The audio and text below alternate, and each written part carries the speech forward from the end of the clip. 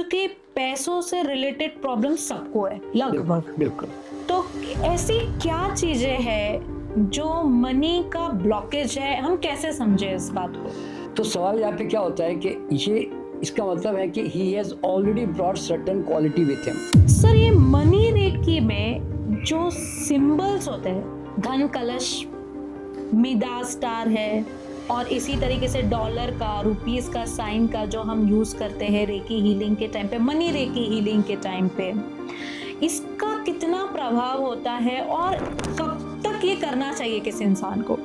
मेरे पिताजी 92 वर्ष तक उन्होंने पूजा पाठ की, फिर चले गए दुनिया से, लेकिन पैसा आज तक हमारे घर में नहीं आया। कि काफी लोग अपने डेप्ट से बहुत परेशान है, कर्जा डेप्ट से। हाँ, और वो जो कर्जे में डूबा हुआ कोई इंसान है, वो अपने आप को कैसे पॉजिटिव रख सकता है और कैसे ये फ्रीक्वेंसी और वाइब्रेशन की मदद ले सकता है और आगे बढ़ सकता है, और वो एक देखे कि हाँ, ये एक होप है कि मैं आगे बढ़ पाऊँ। देखिए, दो चीज ध्यान दिमाग पर रखें। पहली बात तो क्या मालूम है सर, हैदराबाद जब आपके दिमाग में आता है तो ऐसी कौन सी चीज है कि वो सबसे पहले याद आती है?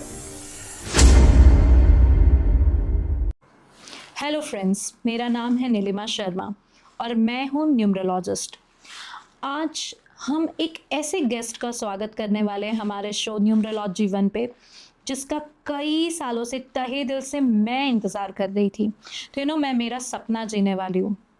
कभी कभी हमारी लाइफ में ऐसी प्रॉब्लम्स आती है, ऐसे लगता है इसका कोई सल्यूशन ही नहीं है। मे बी वो हेल्थ से रिलेटेड हो सकती है, या फिर पैसों से रिलेटेड हो सकती है, या फिर रिलेशनशिप। ऐसे लगता है कि हमारी लाइफ एक लूप में अटक गई है और इससे बाहर हम कभी आ ही नहीं पाएंगे। तो जब ऐसी सिचुएशन आती है ना, तो हमें लगता है काश कोई हीलर हमें आके हील करके जाए और हमें बताए ठीक है यार, इतना भी मुश्किल नहीं है, एक बार और कोशिश करो, आप बाहर आ सकते हो।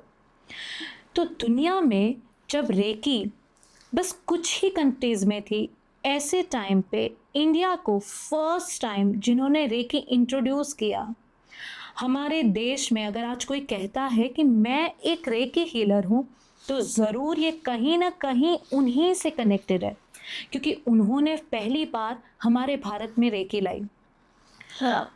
रेकी के बहुत सारे पार्ट हैं, जिसमें से आज हम खासकर मनी रेकी के बारे में बात करेंगे, ताकि हमारे व्यूवर्स की मनी से रिलेटेड काफ़ी डाउट्स क्लियर हो जाए कि क्यों हमारे रॉन्ग बिलीफ की वजह से हम पैसों की प्रॉब्लम से स्ट्रगल करते हैं।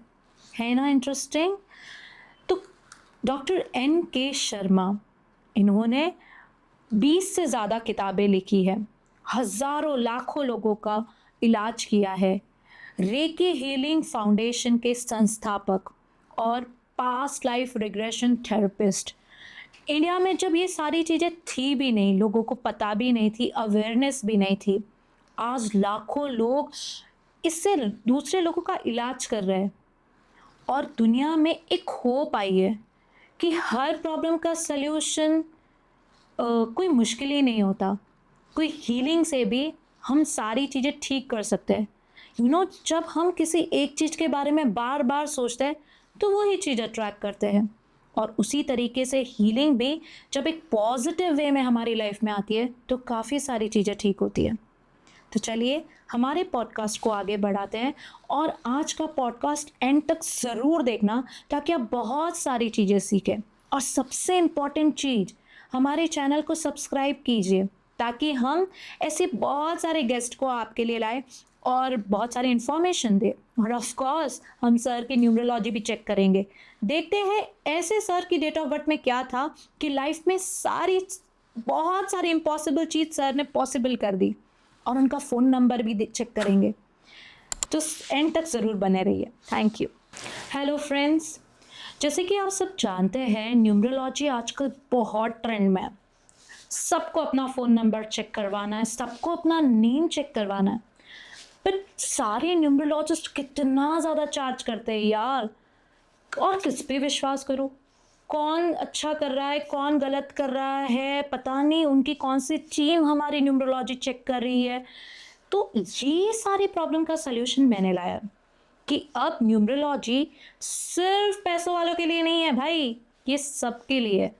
तो ये प्रॉब्लम का सोल्यूशन न्यूमरोलॉजी वन ऐप में है। आप सब लोग प्ले स्टोर जाके न्यूमरोलॉजी वन डाउनलोड कीजिए और अपनी बेसिक सारी आपका लकी नंबर, आपका अनलकी नंबर, सारी चीज़ें डिटेल में आ जाएगी। और इसमें आप आपका नेम स्पेलिंग भी चेक कर सकते हो कि ये सही है या नहीं, क्या आपका फ़ोन नंबर आपके लिए लकी है या नहीं। और उसके बाद आपके ऊपर है, जितने में एक पिज़्ज़ा ऑर्डर करके आप खा लेते हो ना, बस उतने पैसे भरने हैं और आपको बहुत सारी इंफॉर्मेशन आपकी डिटेल में मिल जाएगी। तो जल्दी जल्दी जाइए और न्यूमरोलॉजी वन ऐप डाउनलोड कीजिए, जिसका लोगो ये है। Doctor NK. शर्मा सर, आपका मैं तहे दिल से स्वागत करती हूँ न्यूमरोलॉजी वन हमारे चैनल पे। आज आप हैदराबाद में हैं, आपको कैसा फील हो रहा है सर? लगता है अपनी जड़ों पे आ गया हूँ, क्योंकि मैं यही पैदा हुआ था उस्मानी हॉस्पिटल में। तो अच्छा, इसलिए जैसे कहते हैं ना कि जहाँ से स्टार्ट हुई जर्नी, अब उसी जर्नी में फिर वापस जड़ों के साथ जुड़ गया, ऐसा लगता है। सर हैदराबाद जब आपके दिमाग में आता है तो ऐसी कौन सी चीज़ है कि वो सबसे पहले याद आती है? देखिए, मुझे हैदराबाद की हाउ लैंग्वेज बहुत पसंद है मुझे। क्योंकि यहाँ पे सब लोग हाउ हाउ ज़्यादा बोलते हैं। यस। और तो इसीलिए मैं भी कई बार अपने घर में जो है हैदराबाद के लहजे में मतलब मैं बातें करता हूँ कई बार, क्योंकि मुझे बड़ा अच्छा लगता है वो यहाँ की जो स्टाइल ऑफ जो लैंग्वेज है, जो कि गुमनाम फिल्म में एक बार आई थी, हाँ। जिसमें मोहम्मद महमूद ने एक्टिंग की थी, बहुत ज़बरदस्त थी वो। मजा सर एक गजल हो जाए। नहीं, गज़ल जो थी, देखिए एक बहुत पहले मैं जब म्यूज़िक फील्ड में था तो एक गज़ल थी कि जो हैदराबाद की ही गज़ल थी कि उन्हों मेरे दिल में बस को निकल को चले गए, मेरा बेकला दिल निगल को चले गए, मैं रोया तो आंसुओं से टब भर गया, उन्हों आए उसमें नहा ले को चले गए, मेरे मरने के बाद लोग मेरे मरने के बाद लोगा मेरे चल्लू में आए, मेरे मरने के बाद लोगा मेरे चल्लू में आए, ना रोए ना धोए खाकू निकल को चले गए। Superb sir, superb. जरा सी मैंने उनकी की तारीफ, तो जरा सी मैंने उनकी की तारीफ, तो लगाया सो गजरा मसल को चले गए। तो ये स्टाइल जो है मुझे अच्छी लगती है। Yes sir. हैदराबाद सच में एक नवाबों की सिटी तो मानी जाती है, बट यहाँ का एक अलग एसेंस है हाँ, जो लोगों में पाया जाता है, और प्यार बहुत है सर यहाँ के लोगों में। हाँ, और ये सबसे बड़ी बात है कि यहाँ पर जो भी मतलब देखिए ना, आज एक प्रकार से खास करके मैं यहाँ पर एक हिंदू मुस्लिम की जो आपस में इतनी मेलजोल और मिलावट है, जो भारत के दूसरे शहरों में इतनी नहीं देखी जाती नहीं है। देखे जाते। हाँ, यहाँ पे मतलब बहुत ज़्यादा आत्मीयता एक दूसरे के प्रति। एग्जैक्टली। और वो मैंने भी यहाँ जब मैं था तो मैं भी महसूस करता था, क्योंकि मैं तो बचपन में मेरा आना जाना रहा, मेरा ननिहाल यही है, तो इसलिए मैं यहाँ आना जाना करता ही रहा था। तो आज भी मुझे उस सब याद आती है सब चीज़ें, वास्तव में बहुत ही प्यार है वास्तव में यहाँ पे। हाँ सर, मैं खुद कहना चाहूँगी इस बात के लिए कि मैं खुद born and bought up in Mumbai. मैं हैदराबाद लगभग पिछले 19 सालों से हूँ। अच्छा। बट मैंने आज तक कभी ये नहीं सुना कि मेरे पड़ोसी के घर में चोरी हो गई, या फिर ये चाह रहा था और इसकी चेन किसी ने खींच के लेके गई, या फिर कोई फाइट हो रही है हिंदू मुस्लिम में, मैंने आज तक नहीं सुना। बिल्कुल बिल्कुल। और इतने प्रेम से, इतनी आत्मीयता से सब लोग एक दूसरे की मदद करके और इतने अच्छे से रहते हैं, स्कूल में हो, हर जगह पे हो। और अगर हम कंपेयर करें मुंबई दिल्ली, तो काफी सेफ सिटी मानी जाती है हैदराबाद। बिल्कुल बिल्कुल बिल्कुल। ऑफ कोर्स उसमें क्रेडिट हैदराबाद पुलिस का भी है। सर, तो मेरा आज का जो हमारा पूरा टॉपिक है ये मनी रेकी से रिलेटेड है, क्योंकि पैसों से रिलेटेड प्रॉब्लम सबको है लगभग। बिल्कुल। कुछ ही प्रतिशत, हम मान सकते हैं 2 या 3% लोग हैं जिन्हें पैसों की प्रॉब्लम नहीं, कुछ और है, बट बाकी तो हर कोई उलझा हुआ है। तो हर किसी को ये जवाब चाहिए कि काश कोई ऐसी चीज़ हो जिससे कि हम हमारे पैसों को अट्रैक्ट करें, अपॉर्चुनिटी को अट्रैक्ट करें, ऐसी सिचुएशन है हमारी लाइफ में कि हम कुछ बड़ा करें, राइट? बट ये हो नहीं पाता है। तो ऐसी क्या चीज़ें हैं जो मनी का ब्लॉकेज है, हम कैसे समझे इस बात को? देखिए नीलिमा जी, पहली बात हमें क्या समझनी है कि जो ह्यूमन बीइंग है वो कई जन्मों का बाय प्रोडक्ट है, पहली बात। तो कई जन्मों से आप कैसा जीवन जीते चले आ रहे हैं और आपने क्या क्या संस्कार अर्जित किए हैं। तो जब आप पैदा होते हैं तो आपने नोट किया होगा कि उसकी हाथ की रेखाएं ऑलरेडी डिज़ाइंड हो चुकी होती है, वो ऑलरेडी मतलब लेके आता है, कोई नई तो बनती नहीं बात उसके अंदर। उसकी कुंडली डेवलप हो चुकी होती है, जन्म कुंडली बन चुकी होती है, उसकी न्यूमरोलॉजी डेट ऑफ बर्थ के अनुसार आप लोग जो है डिसाइड कर लेते हैं सब। तो सवाल यहाँ पे क्या होता है कि ये इसका मतलब है कि he has already brought certain quality with him. वो एक ऑलरेडी एक अपनी जेनेटिक क्वालिटी लेके आ चुका है संस्कार के साथ, और वो उसी के अनुसार जो है ना अब वो उसकी तरफ आकर्षित होगा, वैसे चॉइसेस लेगा, वैसे बिहेवियर करेगा, वैसा एटीट्यूड मेंटेन करेगा। समझे ना आप?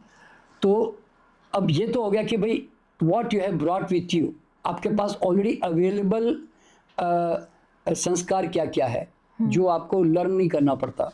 ऐसा होता है ना। आपने देखा होगा कि घर में 4 भाई होते हैं और एक भाई जो है बहुत ही रिचनेस की तरफ चला जाता है, दूसरा भाई नौकरी में लग जाता है, तीसरा भाई ज़्यादा पढ़ता लिखता भी नहीं है लेकिन अपना काम चलाता है। तो ये सब एक ही परिवार है, वही माँ बाप है, वही वहाँ पे वही उसको समझ और वो सारे बातें मिली होंगी सुनने को, लेकिन उसके बावजूद भी इन चारों में डिफरेंसेस होते हैं। तो उसके पीछे रीज़न हम ये मान के चलेंगे कि इसके अंदर पास्ट लाइफ का जो संस्कार लेकर आया है, आप उसके अनुसार ही चुनाव करोगे अपने लाइफ में। आगे के जो भी आप चॉइसेस करते हो आप वो उसके अनुसार करोगे। आपकी विज़न छोटी होगी, आपकी विज़न बड़ी होगी, आप रिस्क लेने के आदी होंगे, आप रिस्क नहीं लेंगे। और समझे ना, आप आर्टिस्टिक मिजाज के पैदा हुए हैं कि आप क्रिएटिव माइंड के हैं कि आप टेक्निकल माइंड के पैदा हुए हैं। तो आपने देखा होगा कि बचपन से बच्चों को भी नोट किया होगा कि वो अगर घर हमारे पहचान में अगर 4-5 बच्चे हैं तो हर बच्चे की रुझान बचपन में बिल्कुल डिफरेंट सी होती है। कोई पियानो लेके बैठ जाएगा, कोई टेक्निकल चीज़ें लेकर हवाई जहाज बनाने लग जाएगा, इस तरह से। तो ये जो पोटेंशियल हम जो लेकर आ रहे होते हैं ना, हम उसके अनुसार एक्सप्रेस हो रहे होते हैं। तो ये पहला तो रिचनेस का बोलते हैं कि हम प्लेटफॉर्म अपने अंदर लेकर आ चुके होते हैं ऑलरेडी। अब दूसरी बात, अब मान लीजिए मैं पैदा हुआ हूँ और एक सर्टन क्वालिटी, बस उससे ज़्यादा मैं आगे ना सोच पाता हूँ ना मैं कर पाता हूँ। जैसे आपने देखा होगा कि जो मज़दूरों के घर में जैसे मज़दूर पैदा होते हैं तो दे कांट थिंक, वो बड़ी सोच लाते ही नहीं है, सोचते भी नहीं है, उनको दाल रोटी मिल जाए तो बस है, उनका दिमाग उतना ही चलता है ना, मान लो। तो वो क्यों चलता है? क्योंकि वो उतना ही माइंडसेट लेकर पैदा हुए और वो चारों तरफ देखते भी वही है वो उस वातावरण में, इसलिए उनसे ज़्यादा वो सोचते भी नहीं है। उनको तो लगता है कि रोज़ की इतनी आमदनी हो जाए, दाल रोटी निकल जाए उनकी, यूँ है ना, इस तरह से। तो अब यहाँ पे समझना क्या है कि हर आदमी को ये जानना बड़ा ज़रूरी है कि आज तक अब हमारे भीतर हमने जो पाया, यानी कि मेरे घर में मुझे जितने सामान रखे हुए मिले तो वो मेरा कल का चुनाव था और कल की मेरी सोच या मेरी धारणाएं मान्यताएं थी। लेकिन आदमी के पास सबसे बड़ी ताकत क्या मालूम है कि today he can make a new choice, एक नई चॉइस, एक नया विज़न, एक नया एक्शन लेकर वो आज ही अपने घर के अंदर अपने जीवन में परिवर्तन लेके आ सकता है, अगर वो अपनी सोच में परिवर्तन कर लें तो। ठीक है, देखिए मान लीजिए मैं एक एग्जांपल देता हूँ। मैं जब पैदा हुआ तो मैंने देखा कि मेरे घर में बहुत ज़्यादा मतलब फुलवारी नहीं है, बल्कि बहुत सूखी सूखी झाड़ियाँ हैं कुछ, और थोड़े 2-4 फूल खिले हुए बस। तो ये मैंने देखा कि भाई ये तो मैं पैदा हुआ तो मुझे ये सामने नज़र आया, ठीक है कोई बात नहीं। और कई लोग क्या करते हैं, चलो ये 4 फूल तो है ना यार, ऐसा करके उसी में जी भी लेते हैं। लेकिन एक आदमी सोचता है नहीं यार मेरा घर ऐसा नहीं यार, मुझे तो 25 तरह के ऐसे रंग बिरंगे फूल होने मेरे घर में चाहिए। ये वो उसी समय डिसीजन लेता है, बाजार जाता है, बीज लेकर आता है और गमले लेकर आता है, पानी डालता है और उसके बाद में वो 2-4 महीने में देखता है कि अब वो फुलवारी उसके घर में पैदा होगी जो पहले नहीं थी। वो ये मान के नहीं चलेगा भैया मेरे पूर्व जन्म से लिखा होगा तो मेरी फुलवारी हो जाएगी ना, ऐसा नहीं है। भाग्य में तो आपका वो इसलिए लिखा था क्योंकि आपने उस समय उतना ही चॉइस किया था। आगे का कल जो बनेगा वो आज के चॉइस से बनेगा। आप समझे ना, इस तरह से। अभी देखिए मैं एग्जांपल देता हूँ कि हम एक ब्राह्मण परिवार से हैं, ठीक है ना। तो ब्राह्मणों में जनरली क्या कहा जाता है कि ब्राह्मण के पास सरस्वती होती है, लक्ष्मी कहाँ होती है। जनरली ये डायलॉग होता है हमारा, हम तो यजमान पे डिपेंड होते हैं, हमारे सेठ लोग हमें पालते पोसते हैं, ये समझ लो, ठीक है ना। और नहीं तो ब्राह्मण भिक्षावर्ती भी करे तो उसको कोई दिक्कत नहीं है। तो बचपन से हमारे अंदर कभी कोई बड़ी विजन हमारे दिमाग में कभी आई ही नहीं, बिकॉज ऑफ दैट। हाँ, उसके कारण। क्योंकि मेरे चचेरे भाई, मेरे काका के भाई, ये भाई जब जो भी आसपास के जितने चचेरे सब थे, माँ मेरे सब क्या जॉब करते थे या पूजा पाठ करते थे। तो मेरा माइंड भी क्या चलेगा, मैं भी इन रोजी रोटी कमाने लायक बन जाऊं और मैं भी इसी तरह कुछ कर लूं। इससे ज्यादा मेरे पास सोच नहीं थी, बता दूं मैं आपको। मैं उस एक जमाने में सोचता था 2-4 हज़ार की नौकरी मिलेगी, आज से 60 साल पहले, 50 साल पहले, और मैं शादी करके जी लूंगा, 1-2 बच्चे हो जाएंगे, 2-4 हो जाएंगे तो बस जिंदगी खत्म, और क्या होती है। लेकिन क्या होता है, अब बहुत सारी चीजें काम करती है इसमें, लेकिन अगर आप जागने को तैयार है तो देखिए, मैं उस समय चूंकि संगीत का शौक था, मैंने अभी अच्छे से बताया, शायरी वारी, तो मेरी सगाई हो गई 20 साल की उम्र में। तो उसमें मेरी सगाई तोड़ दी लड़की वाले ने ये बोल करके कि क्या मेरी बेटी को ढोल बजा के रास्ते में नचवाएगा। अच्छा। तो इस तरह की बात करने से मुझे बहुत शौक लगा। वो शौक लगने से मेरे अंदर एक आग लग गई। मैंने कहा बेटा मैं इतना बड़ा आदमी बन के बताऊंगा, तू पछताएगा मुझे छोड़ के। अब देखिए, वही बात को लेकर मैं डिप्रेशन में जा सकता था। Exactly. लेकिन वही बात को लेकर मेरे अंदर आग लग गई और मैं कुछ और अलग ढंग से सोचने लगा जो कभी सोचा ही नहीं जिंदगी में। तो मैंने देखा कि शेर सबके अंदर होता है, उंगली करने वाला चाहिए। तो उसने मेरी उंगली कर दी। और अब मेरे अंदर रात दिन ये पागलपन चढ़ गया कि बड़ा आदमी कैसे बना जाए। पहली बात सोच पैदा तो हो। देखिए, पहली बात मेरे अंदर सोच नहीं थी, एक व्यक्ति के एक घटना ने मेरे अंदर एक सोच पैदा की। करेक्ट। और जनरली कई लोगों के जीवन में घटनाएं सोच पैदा करती है। तो मेरे जीवन में वो घटना ने पैदा की। अब मैं रात दिन सोचने लगा बड़ा कैसे बना जाए, बड़ा कैसे बना जाए। वो बड़े के चक्कर में अब देखिए, मेरा ये मानना है कि जब आप शिद्दत से जब किसी चीज के पीछे दीवाने होकर आप कुछ खोज रहे होते हो ना, तो वो चीज आपके आसपास अपने आप अट्रैक्ट होकर आने लग जाती है। राइट। तो मेरे पास है ना, मुझे कुछ लोगों ने ऐसी किताबें गिफ्ट दी जो मोटिवेशनल बुक्स थी। जरा सोचिए आप। मुझे ऐसे ऐसे लोगों के घर जाने का मौका मिला जहाँ वो किताबें पढ़ी हुई थी। मैंने उनको बोला यार ये दो, मैं थोड़े दिन पढ़ लूँ क्या। उन्होंने कहा लेके जा, मेरे काम की नहीं अब। तो मैं सोचा यार ये सब नहीं तो मैं तो खरीद ही सकता था, उसमें मेरी हालत नहीं थी मेरी। तो जरा सोचिए कि when you start vibrating in something, जब आप सोचते हो कि अब मुझे ये हासिल करना ही है, आप दीवाने हो जाते हो ना, तो then things start working for you, right? तो उस समय फिर मेरे आसपास वो चीज़ें घटने लगी, मैं फिर उसको पढ़ने लगा। तो एक बात मुझे समझ में आ गई कि दुनिया में जितने बड़े लोग हुए हैं वो सब नीचे गरीबी से उठकर, मैक्सिमम लोग हाइट तक सब लोग गए हैं। चाहे कोई भी हमारे नेता ले लो, बड़े बड़े अभिनेता ले लो, के बड़े बड़े रिच लोगों को भी ले लो, एक 10% छोड़ दो तो 90% सब नीचे से ऊपर उठे हुए हैं। मतलब धरती से उठकर ऊपर आसमान में गए हैं, ये समझ लें। मतलब रिचेस्ट टू रिचेस्ट जो बोलते हैं, इस तरह से। तो बस उसके बाद मैंने छोटा सोचना बंद कर दिया, यूँ समझ लें। फिर तो मेरी बड़ी सोचने की आदत पड़ गई। तो अब मैं देखिए, मैं पैसे, ये चूंकि मनी की बात कर रहा हूँ कि how many is generated, right. तो मैं जब डॉक्टर बना तो मैंने कहा, ऑर्डिनरी डॉक्टर नहीं, नेचुरोपैथिक फील्ड में जो है बहुत एक डिफ़िकल्ट समझो कि एक फील्ड है जिसमें लोगों को बहुत समझाना पड़ता है। तो मैंने कहा कि मैं ऑर्डिनरी डॉक्टर नहीं बनूंगा, I will create my own uniqueness. तो कभी भी एक बात ध्यान में रखना, क्योंकि मैं इस बात को समझ गया था कि अगर आप किसी भी फील्ड में अपनी यूनिकनेस नहीं क्रिएट करोगे ना, तो आपको कोई नहीं पूछेगा दुनिया में। आप एक ऑर्डिनरी आर्किटेक्ट, इंजीनियर, डॉक्टर या न्यूमरोलॉजिस्ट या एस्ट्रोलॉजर बन के रह जाओगे। You must create your own uniqueness. 100%। वो यूनिकनेस मैंने ये क्रिएट की कि मैं कैंसर पे काम करूंगा जो आज तक किसी ने मेरी फील्ड में काम नहीं किया आज तक। It was very tough and challenging. तो मेरा ये मानना है कि आप सीधा रास्ता चुनते हो ना, जो कंफर्टेबल रास्ता चुनते हो ना, तो आप ज़्यादा ग्रो नहीं करते आप लाइफ में। The more challenges you take the more you explore yourself. तो इसलिए मैंने टफ जो रास्ता चुना, तो मुझे उस टफनेस से लड़ने के लिए मुझे रात दिन अपने आप को तैयार करना पड़ा, पढ़ना पड़ा, रिसर्च करनी पड़ी, काम करना पड़ा, रात दिन मेहनत करनी पड़ी ना। तो उसके कारण मैं मच गया ना, पूरी तरह से एक प्रकार से अपने आप को एक्सपर्ट बना गया ना। तो उसके कारण एक वैल्यू मेरी मार्केट के अंदर क्रिएट हुई। बड़े बड़े फिल्म स्टार्स, अभिनेता, नेता सब लोग मेरे संपर्क में आए। क्यों? मैंने जो काम किया उस पर सक्सेस मिली मुझे।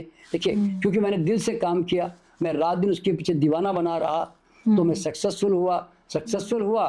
तो इतने ऑनर्स और अवार्ड्स मिले कि अब तो काउंट करना मैंने बंद कर दिया। 177 तो ऑलरेडी हो चुके हैं मेरे अवार्ड्स।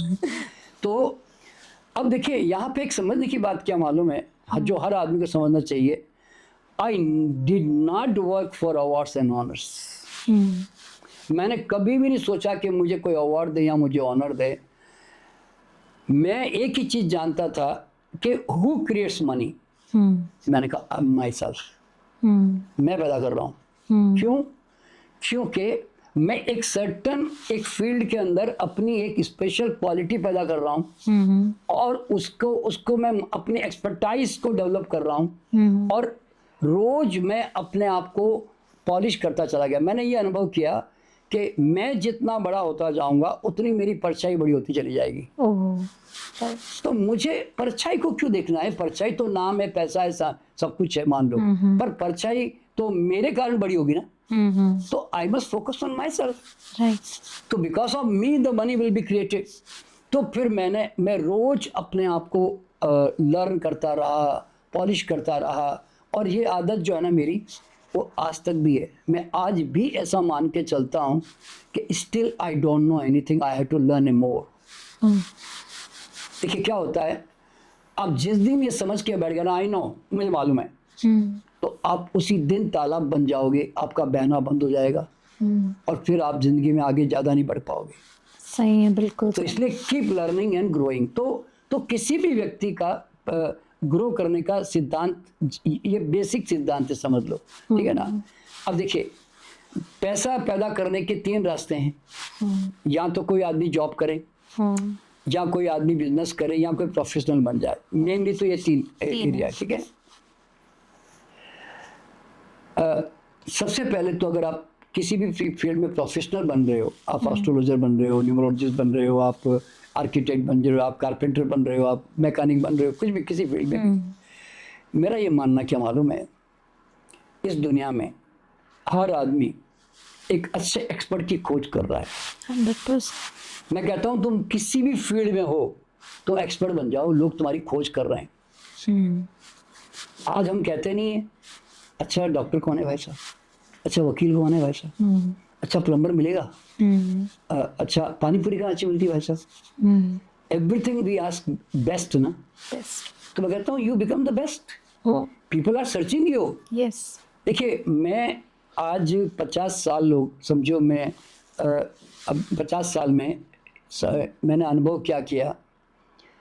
अगर हमें कारपेंटर, प्लम्बर, मैकेनिक ये सब जीवन में चाहिए थे ना, एसी का रिपेयरर, तो मैंने देखा है कि 90% तो जुगाड़ू, 10% थोड़े ठीक ठाक, लेकिन बेस्ट बोलते ना, वो ढूंढने में आज भी मैं ढूंढ रहा हूँ। राइट। जुगाड़ू मतलब काम चला, भाई उनके किसी के साथ काम किया, थोड़ा सीख गए, अब अपना काम चला रहे हैं वो ऐसे। तो होता क्या मालूम है, किसने कहा लोग तुमको पैसा देना नहीं चाहते? मैं कहता हूँ पैसा तुमको 4 गुना देना चाहते हैं लोग। अभी देखिए, आज आप एक हार्ट सर्जरी कराना चाहते हो, मान लो, एक डॉक्टर 5 लाख लेता है हार्ट सर्जरी का, बाईपास का, एक डॉक्टर 2 लाख लेता है। अब 5 लाख वाले के पास जाने का जुगाड़, आप उसकी तैयारी करोगे, आप करेक्ट। आप कहते नहीं यार करूँगा तो भले ही जो भी हो, पैसा लेट करूँगा, थोड़ा पैसा एडजस्टमेंट करके जाऊँगा तो उसके पास यार। आप समझे ना, ये पानी पूरी वाला 20 रुपए में 6 पानी पूरी देता है, वो पानी पूरी वाला 40 रुपए में 6 पानी पूरी देता है। वो होता नहीं यार, जाएंगे तो मैं अपने कस्टमर, अपने गेस्ट को तो वहाँ लेके जाऊंगी हाँ, जो टेस्टी है। जो टेस्टी है मेरे लिए। तो पैसा तो प्रॉब्लम है ही नहीं, मैंने देखा है लाइफ में। करेक्ट।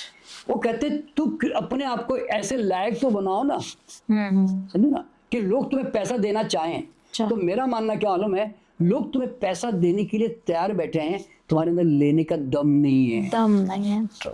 मैं यूँ बोलता हूँ सर, जब मैंने न्यूमरोलॉजी सीखी थी उस टाइम पे मुझे सेम आप ही की तरह थॉट आया था कि इतने सारे न्यूमरोलॉजिस्ट ऑलरेडी, कोई मेरे पास क्यों आए? क्योंकि मैं साइकोलॉजी स्टूडेंट हूँ। जब मैंने सीखा और लोग मेरे पास आने लगे, तब मैंने एक चीज़ ऑब्जर्व करी कि मेरे पास एक हुनर है जो शायद किसी न्यूमरोलॉजिस्ट के पास नहीं है, कि मैं साइकोलॉजिस्ट स्टूडेंट हूँ और मैं जानती हूँ कि इसकी जो प्रॉब्लम है वो नंबर्स तो ठीक है, लेकिन सबकॉन्शियसली भी मुझे इनको रीप्रोग्राम करना पड़ेगा। बस क्योंकि वो एक हारा हुआ इंसान है। हाँ। जो आपके पास आ रहा है वो कर्जे में डूबा हुआ है, या तो उसको इतनी ज़्यादा हेल्थ इशू है कि वो ख़त्म होने की कगार पर है, या फिर रिश्ते, किसी भी रिश्तों को अट्रैक्ट ही नहीं कर पा रहा। तो पहले उसकी सोच तो बदलो। तो जो मेजॉरिटी, में सबकी बात नहीं करूंगी, लेकिन मेजॉरिटी न्यूमरोलॉजिस्ट क्या करते हैं, भाई आपका ये डेट ऑफ बर्थ है, ये लकी नंबर है, ये अनलकी नंबर, ये है, बाकी अगर आपको हमसे एक्स्ट्रा बात करना है तो आप इतना इतना इतना पे करो। मुझे लगा ये तो वो बात हो गई कि एक ऐसा डॉक्टर है जो बात करने के लिए या फिर एक्सप्लेन करने के लिए मरीज के साथ आ रहा ही नहीं है, वो दवाई दे रहा है बस। बिल्कुल। तो कैसे असर करेगा जब मैं बोलूं कि भैया ये दवाई से आपकी ये प्रॉब्लम ठीक हो जाएगी? ये सुनते ही आधी प्रॉब्लम उस इंसान की वैसे ठीक हो जाती है। तो मैंने सोचा कि क्यों ना मैं पहले मेरे क्लाइंट की काउंसिल करूं कि भैया देख, तेरी ये प्रॉब्लम है जो तेरी डेट ऑफ बर्थ से पता चल रहा है, और ये तेरा सोल्यूशन है जो यहाँ से हम ठीक कर सकते हैं। ये नंबर अलाइन किया है मैंने, ये नेम करेक्शन हुआ है। ऑफ कोर्स न्यूमरोलॉजी अपनी जगह काम करती है, लेकिन जब हम किसी क्लाइंट से बात करते कि भैया इतना टाइम है, उसके बाद तेरे लाइफ में 5 साल बड़े अच्छे हैं, तो कितना पॉजिटिव हो जाता है वो। बिल्कुल। तो क्योंकि साइकोलॉजिकली उसका माइंड ठीक करना बहुत ज़रूरी है। सही बहुत ज़रूरी है। तो ये मैंने मेरे न्यूमरोलॉजी में अपनाया, और साइकोलॉजी और न्यूमरोलॉजी का कॉम्बिनेशन मैंने दिया, ताकि, और इसीलिए बहुत कम समय में बहुत ज़्यादा सफलता मुझे मिली न्यूमरोलॉजी के फील्ड में। सही बात, बिल्कुल सही बात। तो मैं ये जानना चाहूँगी नेक्स्ट सर कि जैसे मुझे बहुत सारे क्लाइंट्स के कॉल आते हैं कि हमसे ना एक गलती हो गई है और हमें पता है कि हमसे बड़ी गलती हुई है, अब मैं दुनिया के किसी सुख को डिजर्व ही नहीं करता, तो आप चाहे कितनी न्यूमरोलॉजी कर लो, मैं ठीक हो ही नहीं सकता क्योंकि मेरे से तो पाप हो गया है। तो आपके हिसाब से ऐसे लोगों का क्या है, मतलब क्यों कोई इंसान अपने आप को इतना गिल्ट में डाल देता है, और रेकी इसे गिल्ट से कैसे बाहर आ सकता है, और क्या गिल्ट में रहना सही है या फिर उस पर काम करना चाहिए? जैसे सर आपने किया, जब आपको पहला रिजेक्शन मिला, दैट टाइम आपने उसको पॉजिटिवली लिया लाइफ में, और उसके अपने आप पे काम किया, अपने आप को इतना परफेक्ट किया कि अब सामने वाला तड़पे कि यार मैंने इनको लड़की नहीं दी। बट आजकल का यंगस्टर अलग है, वो अलग ही वे में सोच रहे हैं, डिप्रेशन में जा रहे हैं, दवाई ले रहे हैं, अपने आप में मुझे यहाँ पेन हो रहा है, वहाँ पेन हो रहा है, ऐसे क्रिएट कर रहे हैं, या फिर मैं एक फेलियर लाइफ में, एक फेलियर की वजह से बैठ जा रहे हैं कि अब मैं कुछ नहीं कर सकता हूँ। एज क्या है भैया? 28। मैं कुछ नहीं कर सकता हूँ क्योंकि मैंने ये किया, मैं फेल हो गया, मैं CA 8 बार लिखा, मैं फेल हो गया, अब मैं लाइफ में कुछ नहीं कर सकता हूँ। तो ये यूथ जो जनरेशन ऐसी हालत में है, कैसे होगा इनका, और रेकी कैसे इनकी मदद कर सकती है? देखिए, पहली बात तो क्या होता है कि ये बात हर एक को समझनी बड़ी ज़रूरी है कि जब आपके साथ कई तरह के mental problem, emotional problem development होते हैं, तो आपने एक बात नोट की होगी कि जब आप एक हेल्थ कंडीशन में रहती हो, स्ट्रांग होती हो मेंटली फिजिकली, तो आपकी टॉलरेंस पावर बहुत स्ट्रांग होती है। लेकिन जब आप थोड़ा सा बॉडीली आप वीक हो जाती हैं फिजिकली मेंटली, तो फिर वो एक हल्की सी आवाज़ भी आपको तंग करती है, कोई साउंड करे तो भी। तो मेरा इसे मानना होता है कि अल्टीमेटली इन सब चीज़ों को डील कौन करता है, हमारा माइंड या हमारी बॉडी। तो आपको जो बोलते हैं जिस दीवार के ऊपर ये हथौड़े पड़ते हैं, अगर वो दीवार को आप पत्थर की मजबूत बना दो, तो फिर वो हथौड़े आपको महसूस नहीं होंगे। तो आपको क्या देखिए, रेकी इसमें कैसे काम करेगी कि it will increase your vital force, आपकी वो जीवनी शक्ति का विकास करेगी। उसके कारण आपकी नर्वस सिस्टम की स्ट्रेंथ, टॉलरेंस पावर एकदम बढ़ जाती है, समझा, और एक मेंटल स्टेबिलिटी आने लगती है। और बॉडी में एक सिद्धांत भी है कि जब हम अपनी हीलिंग करते हैं खुद की, तो हमारे अंदर एक केमिकल हार्मोनल चेंजेस आते हैं। और कोई भी आदमी जब प्रॉब्लम में गिल्ट फील करता है, डिप्रेशन में जाता है, स्ट्रेस में जाता है, तो उसके एक हार्मोनल चेंज बॉडी में जरूर आ गया होता है। तो वो चेंज जो है ना, रेकी उसके अंदर वो एक बड़ा बदलाव लेकर आती है। एक तो पहला काम, और दूसरा ऐसे लोगों को है ना, बजाय कि इन चीज़ों को, पहला सिद्धांत यह है कि पहले तो accept this as it is, कि मुझे ये बात बुरी लग रही है, मैं गिल्ट फील कर रहा हूँ, मेरी ये वीकनेस है। तो देखिए प्रॉब्लम कहाँ शुरू होती है मालूम है, जब आपके पास एक सामाजिक स्केल, जिसको मैं सोशल स्केल कहता हूँ, आपको क्या मालूम ये अच्छा या बुरा है? Who told you? आपने बचपन में जिस समाज में पैदा हुए, उस समाज में आपने ये सब सीखा, आप समझे ना। अभी मैं एग्जांपल देता हूँ, एक हिंदू व्यक्ति एक शादी करता है, फिर उसके बाद एक दूसरी लड़की से भी दूसरी लड़की से भी शादी रचा देता है। तो अंदर कहीं ना कहीं वो एक हिंदुत्व का गिल्ट फील करेगा, यार मैंने दूसरी शादी कर तो ली, ठीक तो नहीं किया, लेकिन क्या करूं, मेरे से कंट्रोल में नहीं हुआ कुछ भी। लेकिन उस जगह पे मुसलमान उस चीज को गलत नहीं समझेगा बिल्कुल भी, 100%। तो इसका कारण क्या हुआ कि आपका अच्छा बुरा पाप पुण्य का डिसीजन किसी यूनिवर्स ने नहीं किया, किसी ने लिख के नहीं दिया, ये तो समाज को चलाने के लिए नैतिकता के नियम हमने बनाए, समाज की सुविधा के लिए। तो अच्छा बुरा जो पाप पुण्य का जो निर्णय है ना, वो हमारा माइंड की जो स्केल, कैसी स्केल है, हम उसके आधार पर करते हैं, समझे ना। तो अभी एक नालायक गुंडा आदमी होता है ना, वो लोगों को धमका के मतलब काम कराने की कोशिश करता है। उसके दिमाग का एटीट्यूड क्या है, वो इस बात को लेकर अपने माइंड में एटीट्यूड रखता है, यार सीधी उंगली से घी भी नहीं निकलते नहीं है, टेढ़ा उंगली करना ही पड़ता है भैया, ये दुनिया है ऐसी जी। तो वो उसको गलत समझेगा ही नहीं कभी भी। अभी जैसे आपने जाके किसी सीधे ढंग से बात कर ली, भैया जरा गाड़ी हटा देना, मुझे गाड़ी अपनी भी हट लगानी है, तो आपका वो जो डॉन वाला भाई होगा वो क्या बोलेगा, अरे हट, ये ऐसे नहीं मानेगा, अभी मैं इसको जरा मैं मतलब झाड़ता हूँ तो 1 मिनट में काम करेगा। तो वो उसको वो राइट मानता है। तो कभी भी ध्यान में रखना, ये हर व्यक्ति को समझना चाहिए कि पहली बात, ये अच्छा बुरा पाप पुण्य इस सब शब्द से बाहर निकल जाओ, एक्सेप्टेंस में पहले आओ। क्योंकि आपका दुख कहाँ से पैदा हो रहा है कि you are not accepting your anger, you are not accepting your weaknesses, you are not accepting anything ना। ये सेम ओशो भी कहते हैं। हाँ, क्योंकि एक्सेप्टेंस से क्या होता है, आप कम से कम आप उसको स्केल लेके सारे दिन मापते तो नहीं रहोगे ना। हाँ, समझे ना। और फिर उसके बाद हर चीज का ऑपोजिट होता है ना। तो रेकी में हम लोग क्या कहते हैं, और क्रिएट द ऑपोजिट।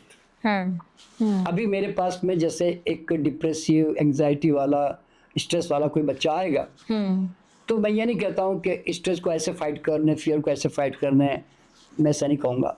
मैं एक ही बात जानता हूँ, रोशनी की कमी है इसलिए अंधेरा पैदा हो गया है, तो कहता हूँ रोशनी की तरफ भाग। 100%। अंधेरा कब चला जाएगा पता भी नहीं चलेगा। तो मैं उसको कहता हूँ बिकम। अब देखिए जनरली ये लोग इंट्रोवर्ट होते हैं जनरली, जब लोग फियर स्ट्रेस में होते हैं, ऐसे डिप्रेशन में, दे बिकम इंट्रोवर्ट। मैं उसको कहता हूँ आज के बाद तुझे कुछ नहीं करना, ये सब चीज़ें तेरी अपनी जगह पर है, एक्सेप्ट कर ले। तुझे रोज है ना 1 घंटा ब्रिस्क वॉक करना है, मान लो तुझे योगा करना है, तुझे 20 मिनट का डांस करना है, एक म्यूजिक लगा के तुझे डांस करना है, तुझे रोज 4-5 गाने गाने हैं, तुझे है ना दोस्तों से गपशप करनी है, तुझे मिलना है, तुझे हंसने वाली 4-5 फिल्म 1-2 फिल्में देखनी डेली, मान लो। तो मैं क्या कहूँ, मैं उसको एक्सट्रोवर्ट बनाऊंगा। मैं कहता हूँ तेरे अंदर कुछ तो टैलेंट होगा, कोई तो क्रिएटिव कुछ तेरे अंदर होगा, तो ना वो क्रिएट कर। चाहे तू शायर रचना करता है, कविता लिखता है, कि कुछ बनाता है, कुछ पेंटिंग करता है, म्यूजिक सीखता है, do anything what you want. Sports है तो स्पोर्ट्स, तुझे रोज स्पोर्ट्स खेलना है। तो मैं क्या करता हूँ कि मैं ये नहीं कहता कि देखो क्या होता है, कुदरत का एक बड़ा यूनिक सा नियम है सबकॉन्शियस का, कि what you resist that always persist. आप जिस चीज का जितना विरोध करोगे ना और उसको बार बार सोचोगे, तो it becomes a program, conditioning हो जाती है उसके माइंड में। एंड कुदरत का नियम है कि what you focus that always expands and grows. So focus always what you want, never focus what you don't want. Correct. तो आपको क्या चाहिए? आपको चाहिए यार मैं रिलैक्स रहूं, मस्ती में रहूं, मजा आवे, अच्छा लगे। तो आप क्या फोकस कर रहे हो? मेरी ज़िंदगी बेकार है, डिप्रेशन में, मुझे उसने ऐसा क्यों कह दिया, मान लो आप इस तरह की बातों में तो मैं कहता हूँ कि आप उसको फोकस कर रहे हो, तो यूनिवर्स क्या कहता है, वो तो ठीक है, आप उसको फोकस कर रहे हो, गुस्से को, सेक्स को या डिप्रेशन को, पर भाई वो कहता है जो आप कहते हो नया बीज चाहिए, नया फसल चाहिए, उसके बीज कहाँ है भाई साहब? वो यूं पूछता है। हाँ, राइट। समझे ना? तो आप कुछ नया करोगे तो उसकी एनर्जी क्रिएट होगी ना। तो इसलिए मैं उनको कहता हूँ क्रिएट द ऑपोजिट। ये हमेशा शब्द हर एक को याद रखना चाहिए। What ever there is in your life, create the opposite. आप ऑपोजिट पैदा करना शुरू करो, जितनी रोशनी पैदा होती जाएगी ना, अंधेरा अपने आप गायब होता चला जाएगा। ये उसका नियम है। ओह, सो क्यूट। सर, आज मेरी आदत है कि जितने भी सक्सेसफुल लोग मेरे आसपास हैं, मैं उनकी न्यूमरोलॉजी चेक करती हूँ, ये देखने के लिए कि सच में ऐसा कुछ है या नहीं। बिकॉज एज ए न्यूमरोलॉजिस्ट मैंने इतने सारे नंबर्स देखे हैं, इतनी सारी डेट ऑफ बर्थ देखी है, बट आज भी एक क्यूरियोसिटी हमेशा बनी हुई रहती कि ऐसा क्यों हुआ, ये क्यों हुआ। अच्छा, तो लेट मी चेक ऐसे। तो सर, मैंने आपकी न्यूमरोलॉजी चेक करी थी। ऑफ कोर्स इसमें आपका हार्ड वर्क और सारी चीज़ें हैं, बट एक नंबर्स कैसे इफ़ेक्ट करते हैं आपको, वो बना देते हैं जिसके लिए आप आए हो। और क्योंकि आपके अच्छे कर्मास है, तो आप ऑटोमेटिकली अच्छी चीज़ों को, अच्छे लोगों को ही अट्रैक्ट करते हो। बिल्कुल। तो आपका सबसे पहले तो डेट ऑफ बर्थ, जो कि गूगल पे गलत है, मैं आज रिवील कर दूं सर। हाँ जी, बताइए। 10 जुलाई 1951। हाँ जी। ठीक है, तो इसमें है आपका मूलांक 1, जो आपका डेट ऑफ बर्थ 10th, और जो पूरी डेट ऑफ बर्थ का टोटल कैलकुलेशन 6 है। तो एक राजा, 1 को हम राजा मानते हैं, सन, सूर्य, जो दुनिया में प्रकाश लाने को पैदा हुआ है, तो वो है आपकी डेट ऑफ बर्थ। और पूरी डेट ऑफ बर्थ का टोटल कैलकुलेशन जो नंबर 6, वीनस, मतलब दुनिया की भव्य चीजें, लग्जरी, उन्हें अट्रैक्ट करती है। तो सर, जो आपने वो वाकया बोला कि मेरे साथ ऐसा कुछ हुआ लाइफ में, कि मुझे एक अंदर से आया कि मुझे बस आगे बढ़ना है, ताकि मैं तुम्हें बता दूं।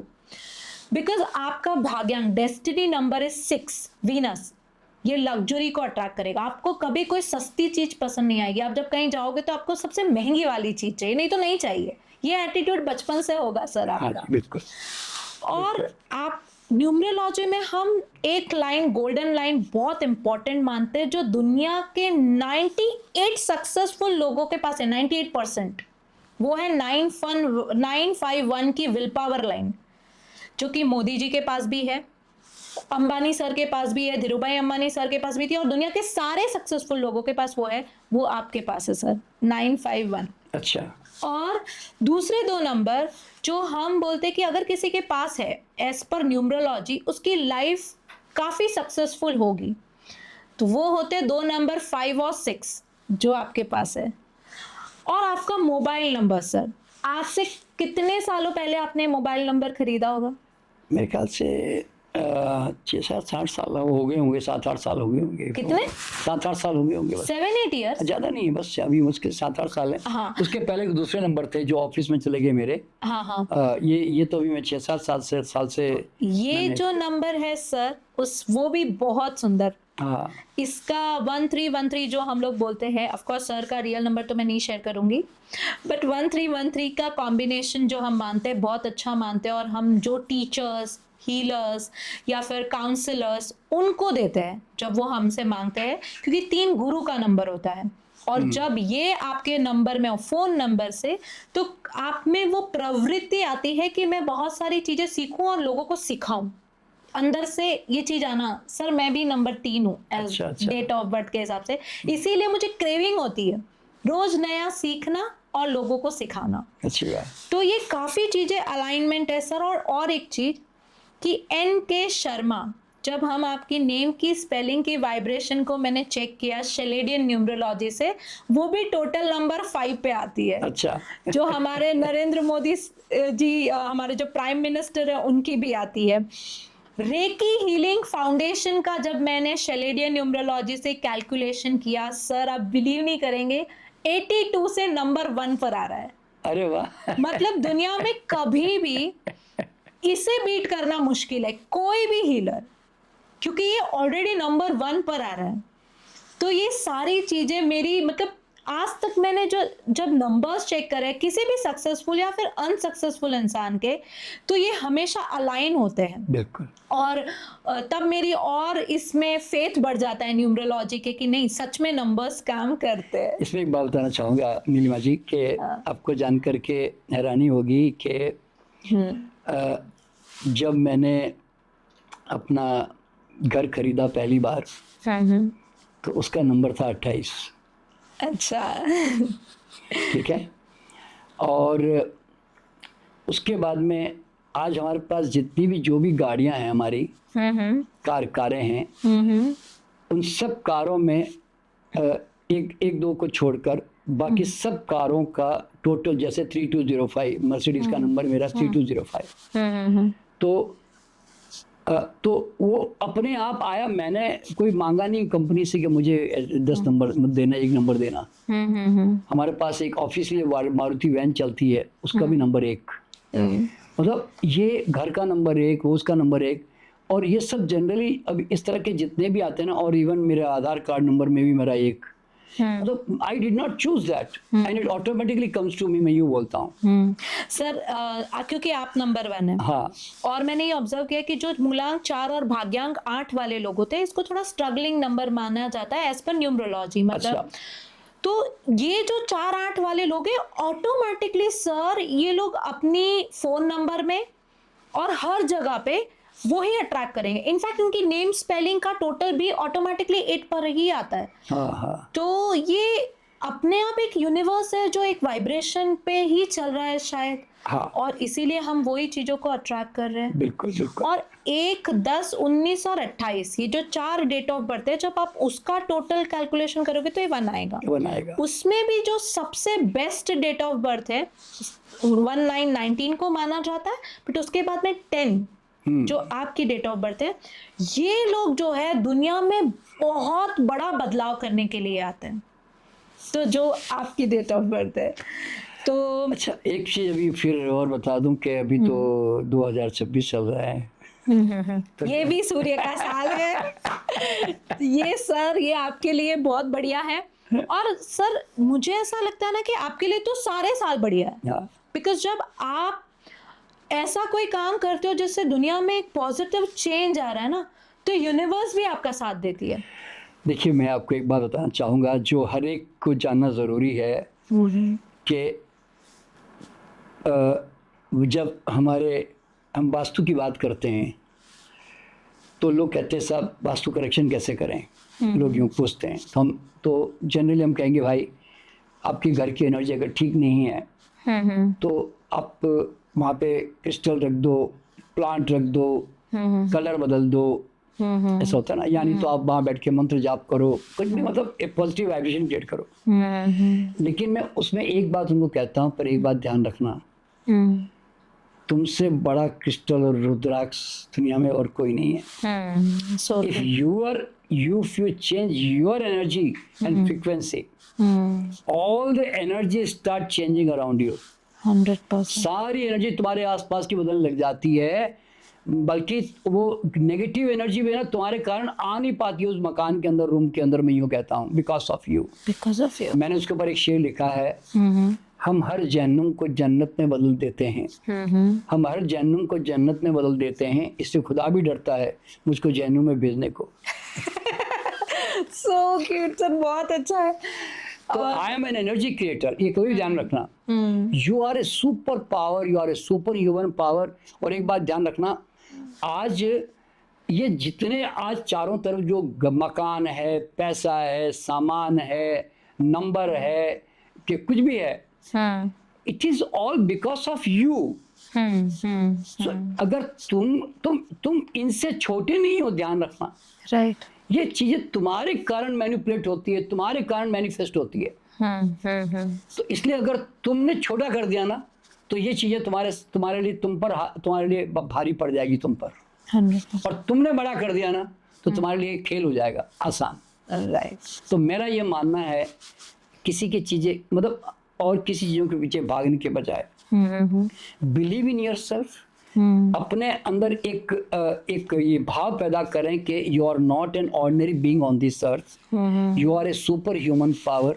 अगर मेरा बाप सोना है ईश्वर, तो मैं उसी का टुकड़ा हूँ मैं। तो जो ताकत उस गोल्ड की है ना, वो इस गोल्ड की भी है। गोल्ड की भी है। तो ये जिस दिन व्यक्ति समझ जाएगा ना कि ऐसी क्या कमी रखी मेरे अंदर, अगर वो मेरा बाप इतना बड़ा क्रिएटर है, तो मैं भी उसकी संतान हूँ, मैं भी कोई कम नहीं हूँ क्रिएशन में।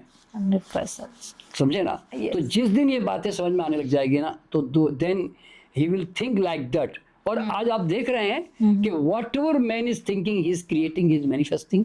100%. आज एलन मस्क जैसा आदमी कहता मार्स में लोगों को लेके जाऊंगा, है, और वहां पे यात्रा करवाऊंगा स्पेस में।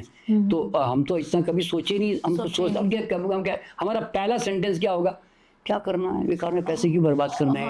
हमारा पहला शब्द होता है ना। पर इंडिया ही बहुत बड़ा है, हम यही घूम ले। यूएसए तक भी जाने के लिए बहुत बड़ा है।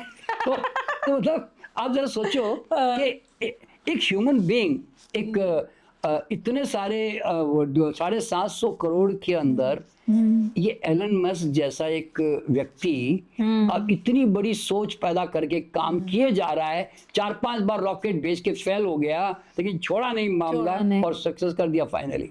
100%. लोगों को भेज दिया उसने। कुछ अमीर लोग जाके आ गए ऊपर स्पेस पे। तो कहने का मतलब क्या होता है, if you believe you can create। Simple सा साइंस है। सिंपल सा साइंस है। So what I believed, I did it। अब देखो, मैं एग्जांपल देना चाहूँगा।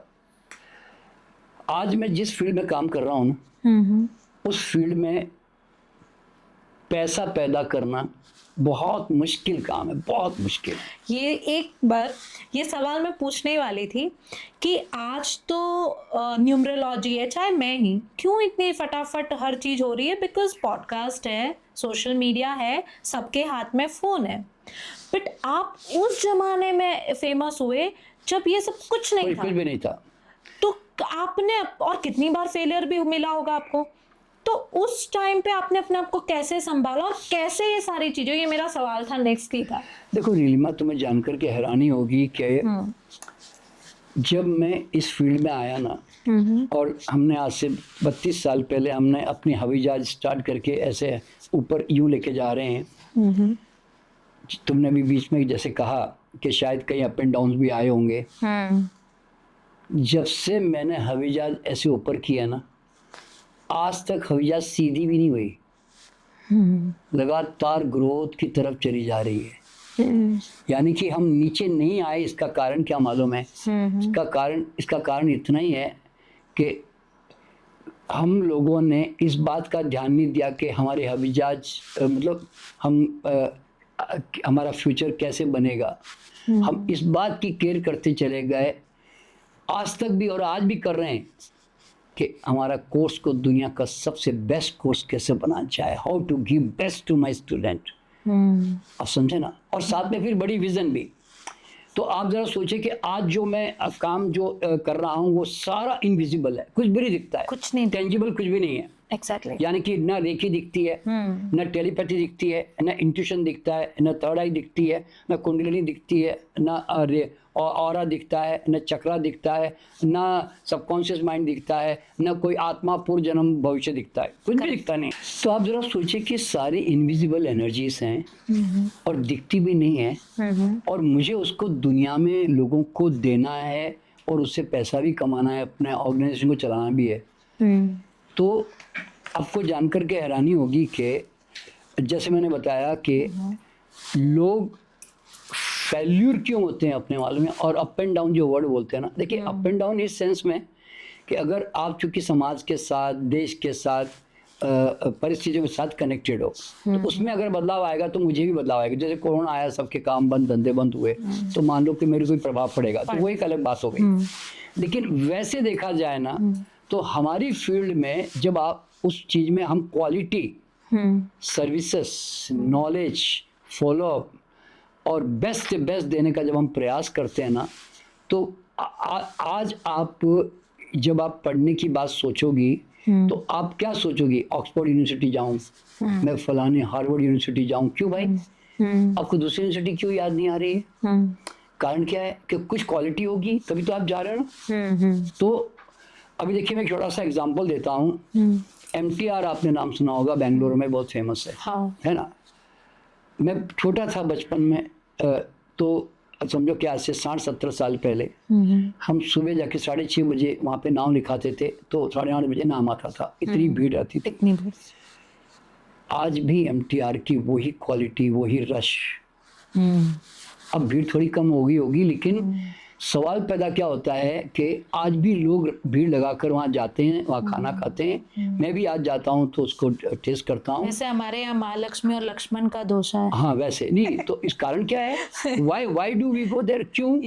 इतने सालों से उसने 1% भी अपनी क्वालिटी बदली नहीं है। अच्छा, मजेदार बात और बता दूं कि उसकी जो 60-65 साल पहले जो कुर्सी थी ना, वो जो टेबल था ना, आज भी वही है।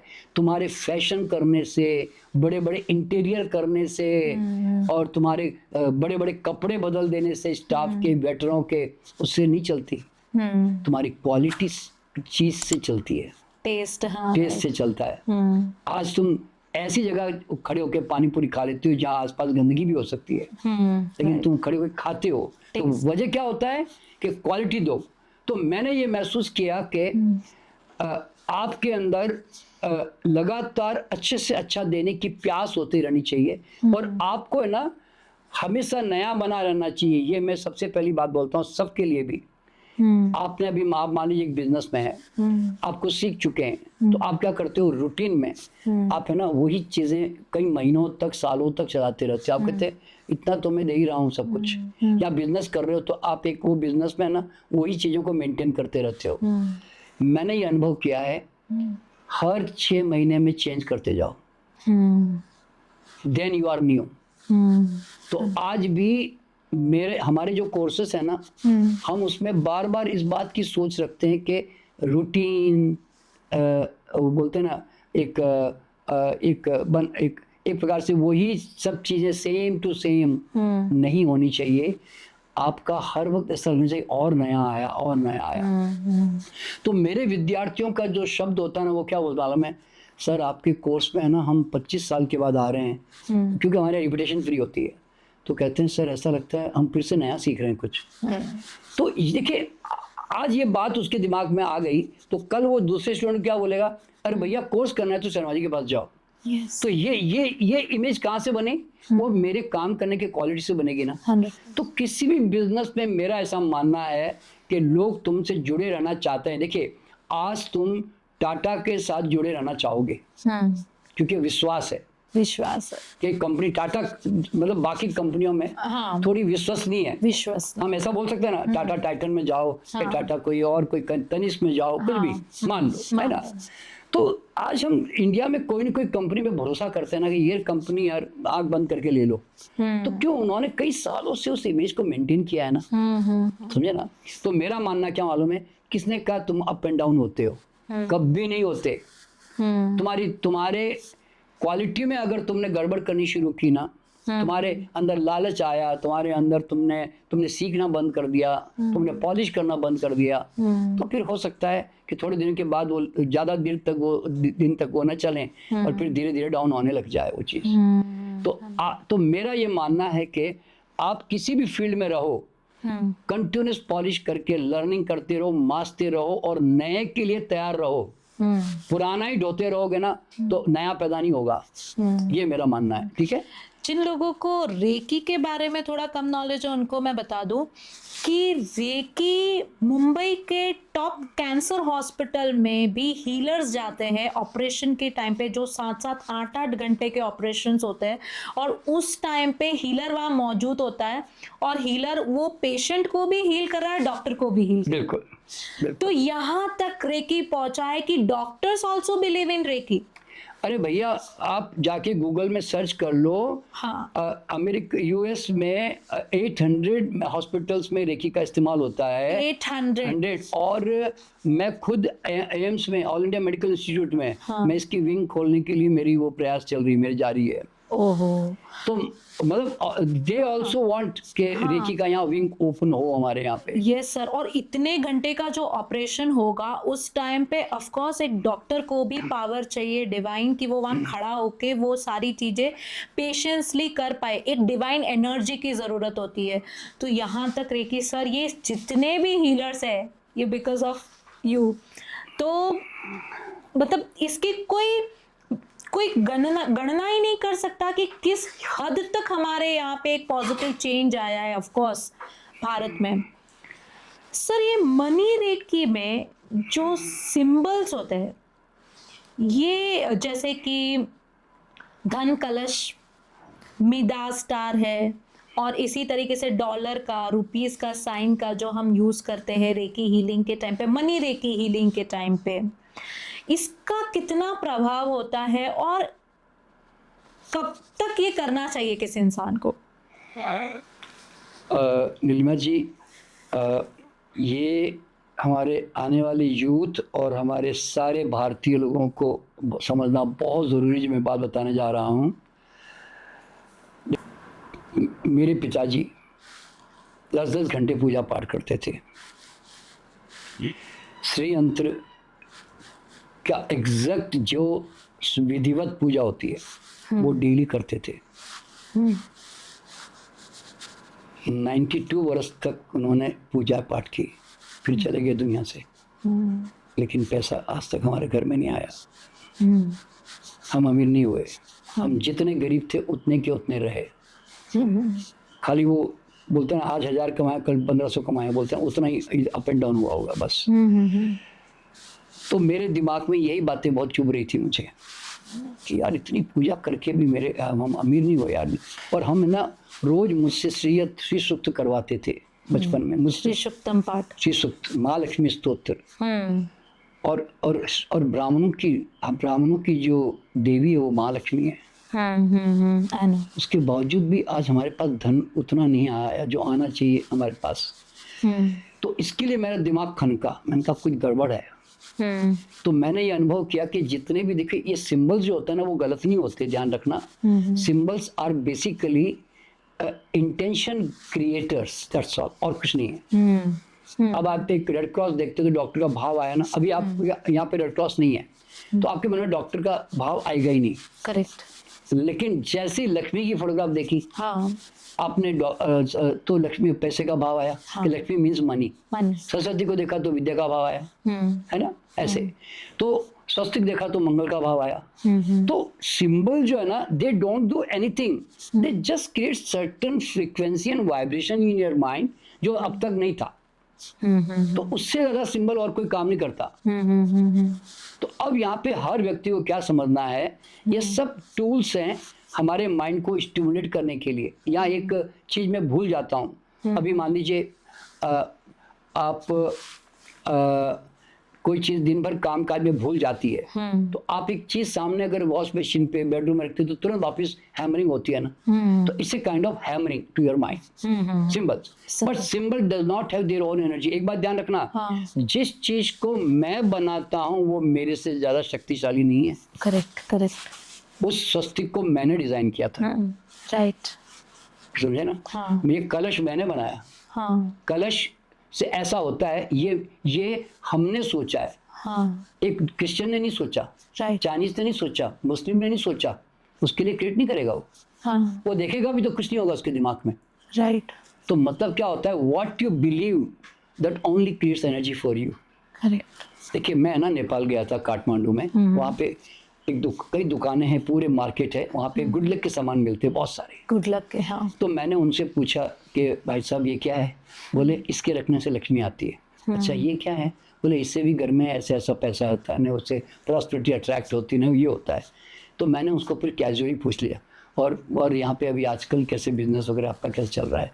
तो बोलते अरे कहाँ साहब, बहुत ठंडा बिजनेस, आजकल कस्टमर ही नहीं आ रहे। बोले तो मैंने कहा यार इतने गुड लक के सामान फिर भी कंगाल और परेशान। सर आप बहुत सारे लोगों की दुकान बंद करवा। मैं बंद कर रहा हूँ, नहीं मैं यहाँ पे लोगों की आंखें खोलना चाहता हूँ कि सामान गलत नहीं है। तुम जो सोचते हो ना कि मैं सिंबल लाऊंगा, मैं सामान लाऊंगा, मैं श्रीयंत्र लाऊंगा और लाके मैं पैसे वाला हो जाऊंगा, भैया इससे पैसे नहीं आते, इससे तेरे अंदर सिर्फ प्रेरणा, इंटेंशन पैदा होता है। मतलब हो सकता है कि वो दुकान वाले ने वो प्रेरणा क्रिएट ही नहीं करी। नहीं उसके लिए क्या हो गया, उसके लिए सिर्फ बेचना है। नहीं उसके लिए वो देखो, वो उसके लिए देखो, एक मंदिर में भगवान की मूर्ति तुम्हारे लिए बहुत महत्वपूर्ण है, लेकिन वो यही एक दुकानदार जो गणपति मंदिर में गणेश शंकर बेचता है ना दुकान में, उसके लिए वो खाली पत्थर है सिर्फ। एग्जैक्टली। तो ये गुड लक के सामान है, गलत नहीं है, पर उसके दिमाग में गुड लक उसके लिए नहीं है, वो बेचने की वस्तु है उसके लिए। तो his intention is that it is by selling commodity, it is not a luck creator. पर ले जाने वाला जो आदमी लेके जाएगा ना, वो बोलेगा इससे मुझे लक पैदा होगा, तो ही is creating a different intention. तो कोई भी चीज से भाव कैसे पैदा होता है, वो एनर्जी क्रिएट करता है ना। जैसे कि अभी मार्केट में पायरेट बहुत बिक रहा है। हाँ, पायरेट की फ्रेम, इस तरीके की फ्रेम आती है, लोग बेच रहे हैं कि वो लगा लो। हाँ। तो हर किसी को सेम इफेक्ट नहीं कर रही है। नहीं कर, देखो क्या होता है कि कभी देखो हमारे यहाँ पे ऋषि मुनियों ने जो भी डेवलपमेंट किया ना, वो एक एनर्जी के एक लाइन भी ऐसे ड्रॉ करो ना, तो it create vibration and frequency. Correct. तो एनर्जी का साइंस है कि what ever you create it creates energy. तो हमारे यहाँ पर चाहे जो भी सिंबल्स बने हैं, जो भी बने हैं, वो गलत नहीं है, they are part of, they are tools of life, but they are, वो अपने आप में सब कुछ नहीं करते। अगर देखो ना, एक एग्जांपल देता हूँ, अगर देखो श्रीयंत्र अगर बनाने से लक्ष्मी आती, तो जयपुर का कारीगर रोज है ना बैठ के श्रीयंत्र वो बना रहा होता है, और वो कई सालों से बनाकर 500-1000 रुपये दाढ़ी ले रहा है। करेक्ट। अगर श्रीयंत्र रखने से पैसे आ जाते, तो चांदनी चौक में वहाँ पे आप जाके हमारे देख लो, दिल्ली में ऐसे लोग बैठे हैं, चांदी के पीतल सब लोग के लेकर, और वो रोज आता है, पोटली में लेके आता है श्रीयंत्र 200-500, और वो पेपर के भी लेके आता है, पेपर में बने हुए हैं, सब बेचता है और वापस घर जाता है। उसका रोज का मतलब उससे पैसा नहीं हुआ। देखिए वो चीज को उसने दिमाग में है ना पैसा कमाने का साधन लिया नहीं है, लेकिन तुम अगर एक श्रीयंत्र खरीद के लाओगी और घर में लाकर तुम इंटेंशन करके भाव पैदा करोगे, I must become rich in my life, then it will create for you. तो ये उसी तरीके से सर, जब मैं किसी को बोलती हूँ कि आपके नाम में जब एक एक्स्ट्रा आई लग गया, अब आपकी लाइफ में पॉजिटिव चीजें होगी। हाँ। तो ऑफ कोर्स न्यूमरोलॉजी गलत नहीं है, शायद वो आई नंबर ऐड करने से उसकी फ्रीक्वेंसी अलाइन हो गई, लेकिन जो वो भाव मैंने डाला, हाँ, कि अब आपकी लाइफ में सारी चीजें ठीक होने लगेगी, हाँ, तो वो अब सारी चीजों को पॉजिटिव देखेगा, जो शायद वो पहले नहीं देख पा रहा था। हाँ। तो इसलिए क्या होता है, सिंबल्स जो होते हैं ना, कोई भी देखिए वो हमेशा टूल्स की तरह होते हैं, जो खाली एक इनिशिएटर की तरह होते हैं, यानी तो एक बिलीफ सिस्टम पैदा करते हैं माइंड में। आप समझे ना?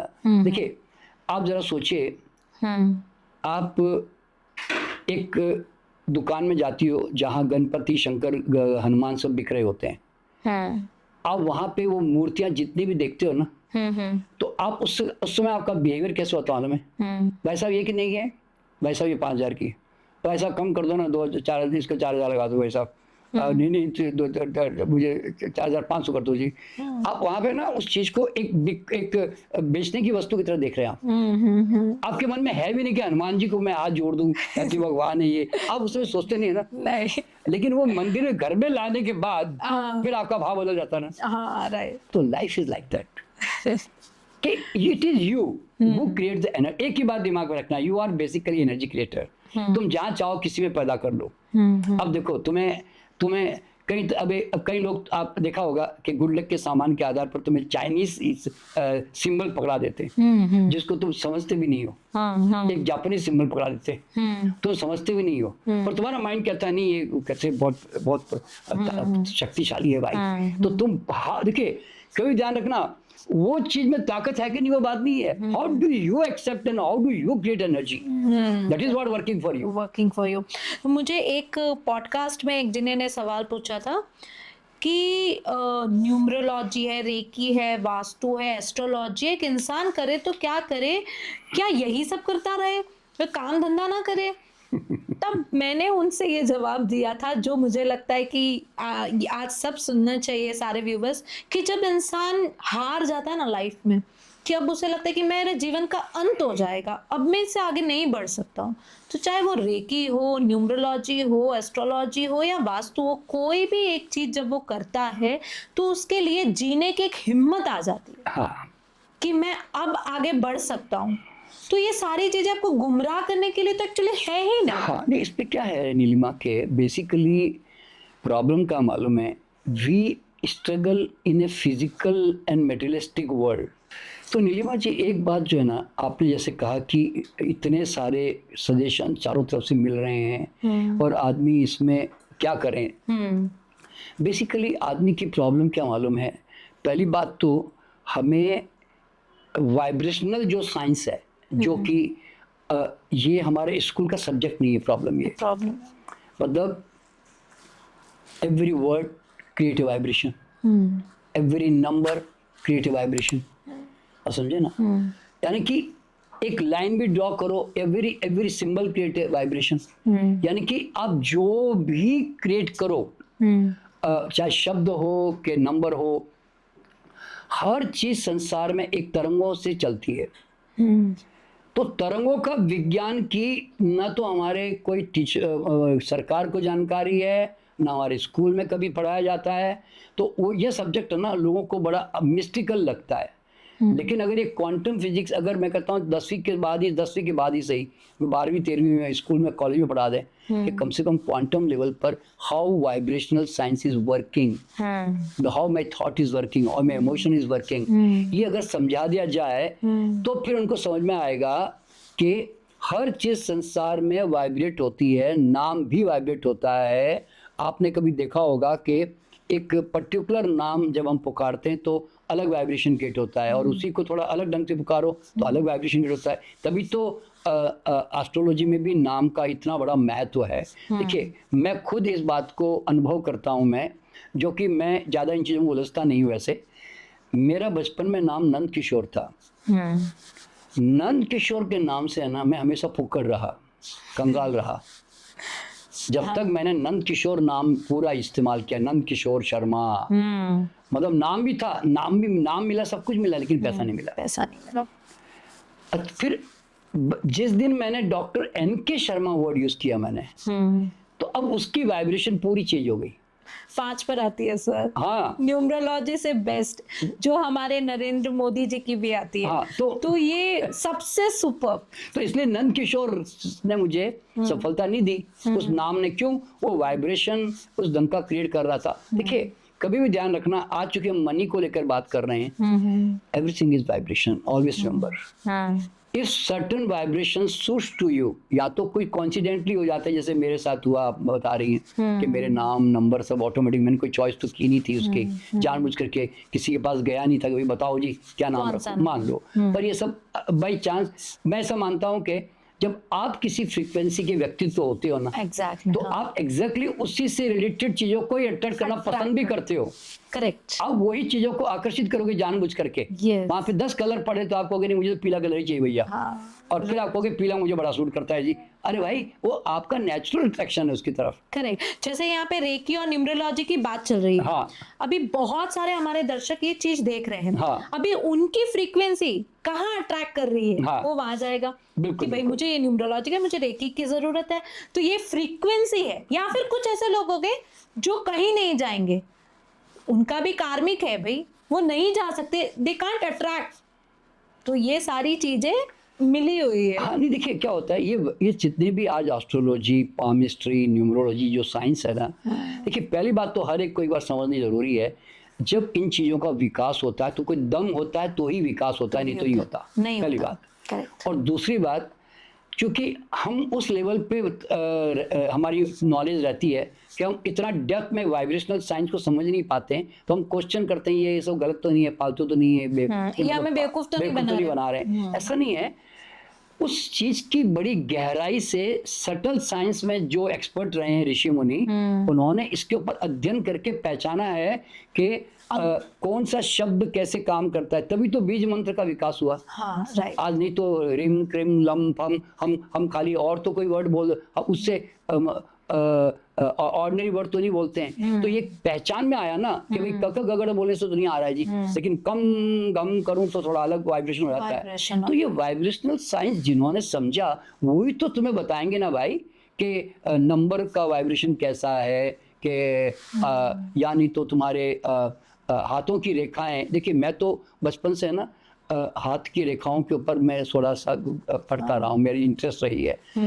मैंने एक बात नोट की है कि वॉट एवर यू आर, आपका एग्जैक्ट ब्लूप्रिंट आपका पाम है।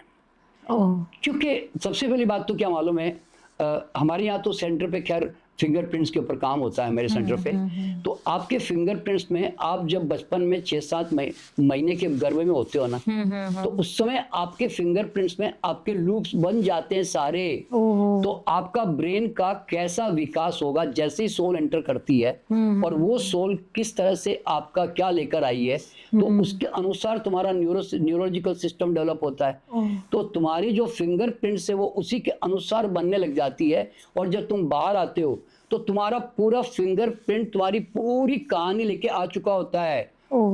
अच्छा, फिर तुम्हारे माउंट्स, तुम्हारे अंगुलियों का स्टाइल आर्टिस्टिक हो के कैलकुलेटिव हो के लॉजिकल हो, हर चीज तुम्हारा ब्रेन की रेखाएं, ये सब चीजें, हाथ फ्लेक्सिबल है कि हार्ड है, आप किस नेचर के हो, everything you are already brought.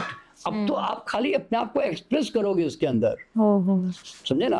तो ये सारे जो साइंस है ना हमारे भारत में जो विकसित हुए, ये कोई मामूली साइंस नहीं है। ये इनका आधार लेकर इनको आपको ना अपना रास्ता ठीक तरह से चुनाव करना चाहिए। लेकिन एक बात ध्यान रखना, if you change today, tomorrow your future will be changed 100%। तो आज फ्यूचर चेंज क्यों नहीं हो रहा है? क्योंकि you are not changing today. इस तरह से। Very interesting sir. मेरे मतलब है ना अंदर सवालों की बाढ़ आ रही है। मुझे लग रहा है मैं कितना इन्फिनिट है सारा, कितना कुछ पूछ लूं सर से। सर एक सवाल मेरे मन में है कि काफी लोग अपने डेब्ट से बहुत परेशान है, कर्जा। डेब्ट से, हाँ हाँ, तो ये जो कर्जा है तो पीढ़ियों तक आ रहा है, अभी जनरेशन्स आगे की भी मतलब उन्हें पता है और उन्हें वो खत्म मतलब कर नहीं पा रहे, और या फिर नया नया बना है, और वो जो कर्जे में डूबा हुआ कोई इंसान है वो अपने आप को कैसे पॉजिटिव रख सकता है, और कैसे ये फ्रीक्वेंसी और वाइब्रेशन की मदद ले सकता है और आगे बढ़ सकता है, और वो एक देखे कि हाँ ये एक होप है कि मैं आगे बढ़ पाऊँ। देखिए दो चीज़ ध्यान दिमाग पर रखें। पहली बात तो क्या मालूम है कि जब हम कोई कर्जा लेते हैं और कर्जदार बन जाते हैं हम लोग, ठीक है, तो और आपको कर्ज देने में अब समस्याएं आ रही है, तो हमारा प्रॉब्लम क्या होता है कि मैंने जैसे पहले बताया कि what we focus that expands and grows. तो आप है ना, कर्जा बहुत है, कैसे करूं, मेरे को पैसे नहीं मेरे पास में, आई एम लैकिंग मनी, अब बिजनेस नहीं चल रहा है, लोग मेरे पेमेंट नहीं रिटर्न कर रहे हैं। तो आपका माइंड क्या कर रहा है, लैकिंग को फीलिंग कर रहा है। So you are focusing what you don't want. तो अब आपको रेकी क्या सिखाती है कि व्हाट यू वांट वो फ्रीक्वेंसी नहीं है अभी इस वक्त, पर क्रिएट करो कि मेरी दिन ब दिन मेरी इनकम ग्रो करती जा रही है, और उसके कारण मेरे लोन कम होते जा रहे हैं, कम हो गए, खत्म नहीं हो गए लेकिन कम होते जा रहे हैं। और अब धीरे धीरे मैं कर्ज से मुक्त होता जा रहा हूँ।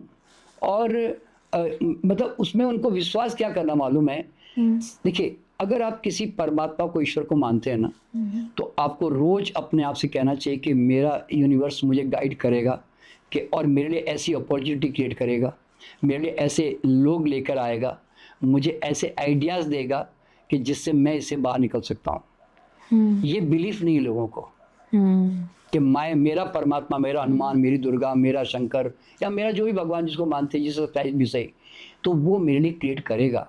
आई बिलीव दैट, मुझे विश्वास है उसका। आपने कभी भी नोट किया होगा कि जितने भी बिजनेसमैन या जो भी लोग कर्ज में रहते हैं ना, जो थोड़े से भगत किस्म के लोग होते हैं ना, जो किसी बालाजी पे कि कोई हनुमान जी पे, कोई किसी न किसी पे श्रद्धा करते हैं, साईं बाबा पे, वो कहता है मेरा साईं देख रहा है, वो अपने आप करेगा जी, मेरा अपने आप वो रास्ता निकालेगा जी।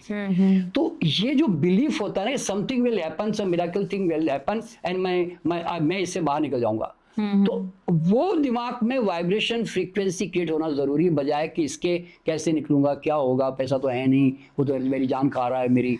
तो ये नहीं आपको दिमाग पे रखना है। और दूसरी बात क्या मालूम है, अगर लोन जिंदगी में है, देखिए लोन में जिंदगी में मैंने भी लिया लाइफ में, लेकिन मेरा दिमाग क्या काम करता है मालूम है, लोन कैसे कम होगा, तो मैं इसकी तरफ क्यों फोकस करूं कि मेरा लोन सर पे इतना है, मैं फोकस यूँ करूं मेरा और इनकम की सोर्सेज में क्या क्या डेवलपमेंट कर सकता हूँ, क्योंकि मेरी इनकम ग्रो करेगी तो लोन खत्म होगा ना।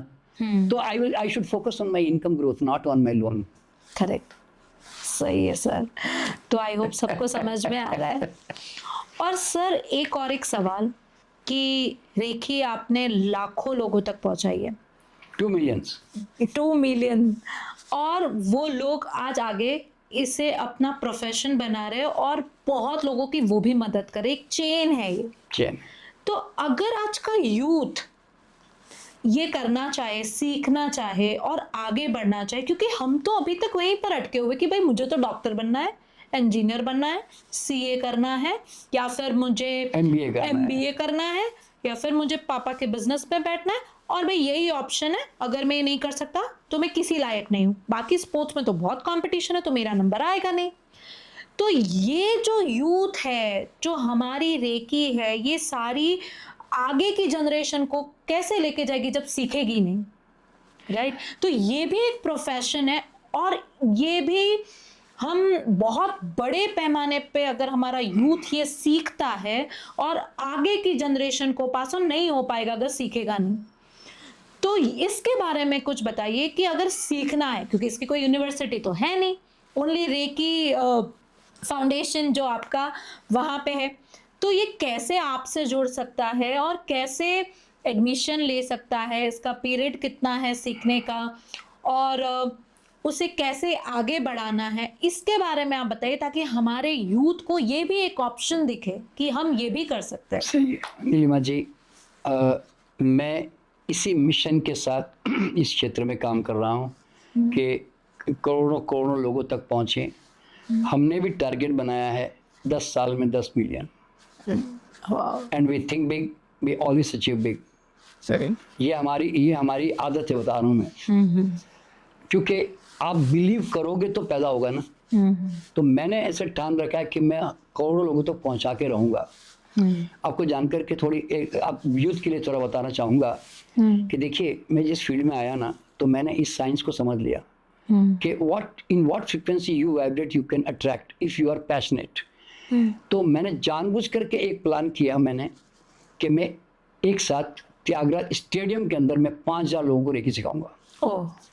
आज तक दुनिया में किसी ने सोचा ही नहीं ऐसे, स्टेडियम के अंदर। और हेमा मालिनी हमारी चीफ गेस्ट थी, बड़े बड़े संत महात्मा को बुलाया था मैंने, 5000 लोग आ गए। मैंने रेकी सिखा दी और मैंने वर्ल्ड रिकॉर्ड बना दिया, क्योंकि मेरी मर्जी है।